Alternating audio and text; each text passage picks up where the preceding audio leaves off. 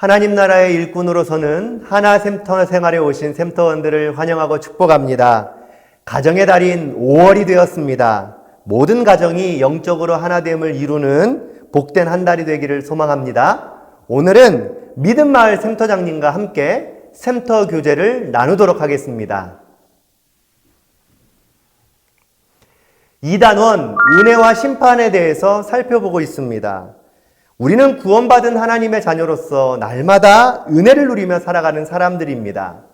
하지만 세상에는 주님을 알지 못해서 심판의 길을 걸어가는 사람들이 많이 있습니다. 우리가 세상의 축복의 통로가 되어 이 땅에 생명을 전하는 믿음의 사람들로 서기를 소망합니다. 오늘은 2단원 세 번째 시간으로 7과 복의 통로를 살펴보겠습니다. 7과는 아브라함에 대한 이야기입니다. 아브라함이 어떻게 복의 통로로 설 수 있었는지 그의 삶을 통해서 우리의 모습을 살펴보고 결단하는 시간을 갖도록 하겠습니다. 7과의 학습 요점이 바로 우리가 오늘 배울 핵심 내용을 한 문장으로 요약해 놓은 것인데요. 우리 엄경춘 집사님이 7과 학습 요점을 읽어주시겠습니다. 모든 그리스도인은 복의 통로로 부름을 받았으며 복의 통로가 되려면 어떻게 해야 하는지 알게 한다. 하나님은 우리를 복의 통로로 부르셨습니다. 통로는 흘려보내주는 일을 하지요. 그러므로 우리는 주변 사람들에게 그리고 믿지 않는 사람들에게 복음을 흘려보내주어야 합니다. 하나님이 모든 그리스도인을 복의 통로로 부르신 목적이 여기에 있는 것이죠. 우리가 복의 통로가 되기 위해서는 믿음으로 살아가는 것이 중요합니다. 하루하루 믿음의 삶을 살아내야 하는 것이죠. 그리고 끝까지 포기하지 않고 믿음의 길을 걸어가야 합니다. 이에 대한 내용을 성경을 통해서 살펴보겠습니다. 윤효정 집사님이 창세기 12장 1절에서 9절을 읽어주시겠습니다. 여호와께서 아브라함에게 이르시되 너는 너의 고향과 친척과 아버지의 집을 떠나 내가 내게 보여줄 땅으로 가라. 내가 너로 큰 민족을 이루고 내게 복을 주어 내 이름을 창대하게 하리니 너는 복이 될지라. 너를 축복하는 자에게는 내가 복을 내리고 너를 저주하는 자에게는 내가 저주하리니 땅의 모든 족속이 너로 말미암아 복을 얻을 것이라 하신지라. 이에 아브라함이 여호와의 말씀을 따라갔고 롯도 그와 함께 갔으며 아브라함이 하란을 떠날 때에 75세였더라. 아브라함이 그의 아내 사레와 조카 롯과 하란에서 모은 모든 소유와 얻은 사람들을 이끌고 가나안 땅으로 가려고 떠나서 마침내 가나안 땅에 들어갔더라. 아브라함이 그 땅을 지나 세겜 땅 모래 상수리 나무에 이르니 그때에 가나안 사람이 그 땅에 거주하였더라. 여호와께서 아브라함에게 나타나 이르시되 내가 이 땅을 내 자손에게 주리라 하신지라. 자기에게 나타나신 여호와께 그가 그곳에서 제단을 쌓고 거기에서 베델 동쪽 산으로 옮겨 장막을 치니 서쪽은 베델이요 동쪽은 아이라. 그가 그곳에서 여호와께 제단을 쌓고 여호와의 이름을 부르더니 점점 남방으로 옮겨갔더라. 하나님은 아브라함에게 세 가지 복을 약속하셨습니다. 첫 번째는 내가 너로 큰 민족을 이루어 주겠다는 것이고요. 두 번째는 내게 복을 주어 내 이름을 창대하게 해 주시겠다는 것이고, 세 번째는 너를 축복하는 자에게는 내가 축복을 내리고 너를 저주하는 자에게는 내가 저주하겠다는 것이었습니다. 하나님이 이러한 약속을 주신 이유는 무엇일까요? 그것은 땅의 모든 족속이 아브라함으로 말미암아 복을 얻도록 하기 위함이었습니다. 한마디로 복의 통로로 부르셨기 때문에 이와 같은 약속을 주신 것이죠. 복의 저장고가 아니라 통로로 사용하기 위함입니다. 사실 이 말씀은 아브라함만을 위한 말씀이 아닙니다. 우리를 향한 말씀이죠. 모든 그리스도인들에게 주시는 약속이기도 합니다. 하나님께서 우리를 구원해 주시고 복을 주신 것도 세상을 향한 복음의 통로로 우리를 세워주시기 위함이라는 것을 기억하면서 오늘 교제를 살펴보면 좋겠습니다. 그러기 위해서는 이웃을 위한 마음이 있어야겠지요.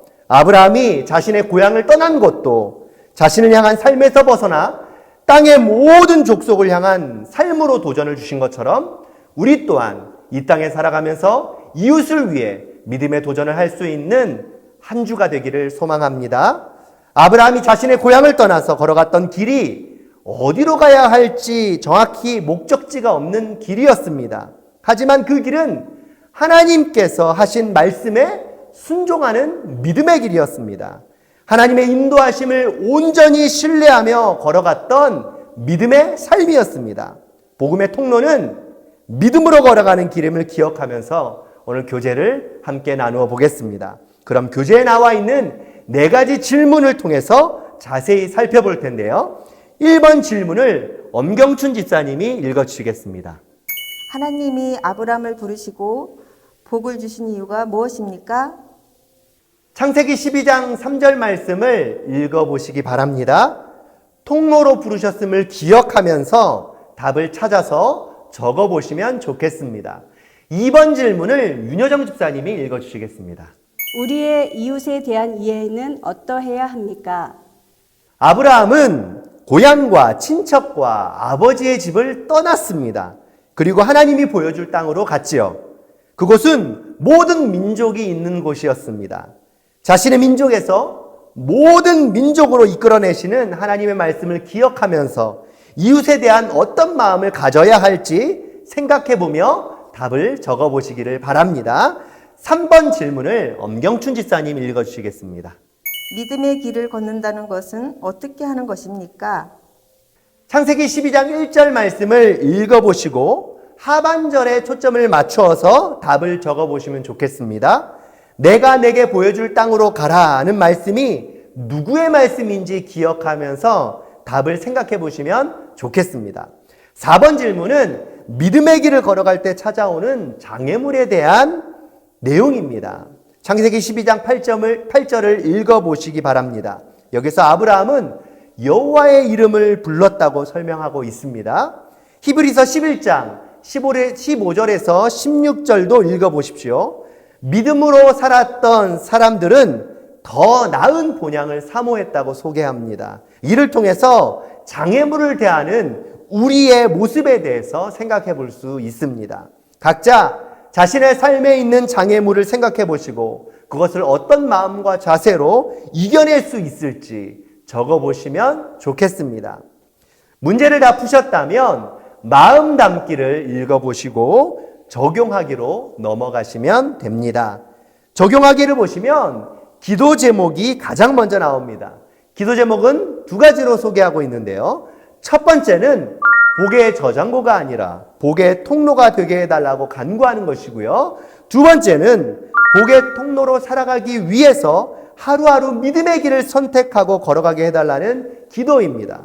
이번 한 주 복의 통로로 믿음의 길을 걸어가는 삶이 되기를 간절히 기도하면서 하나님 앞에 나아가시면 좋겠습니다. 그리고 또한 가정의 기도 제목을 샘터원들과 함께 나누어 주시기를 바랍니다.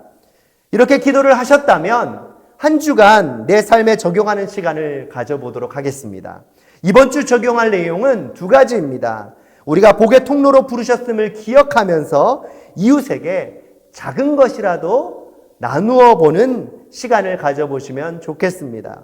가정의 달을 맞아서 주변 가족들에게 선물을 해주셔도 좋고요. 또한 가정의 메시지를 전해주셔도 좋습니다. 이렇게 첫 번째 이웃들에게 사랑을 전해주시는 시간이고요. 2번째는 창세기 12장 3절 말씀을 암송하는 것입니다. 많이 읽어보시기를 바랍니다. 가정의 달 5월에도 하나 샘터 생활을 통해서 샘터마다 말씀으로 하나됨을 경험하는 복된 시간이 되기를 소망합니다. 그럼 이번 주 샘터 교재 7과 예습을 시작해 보겠습니다.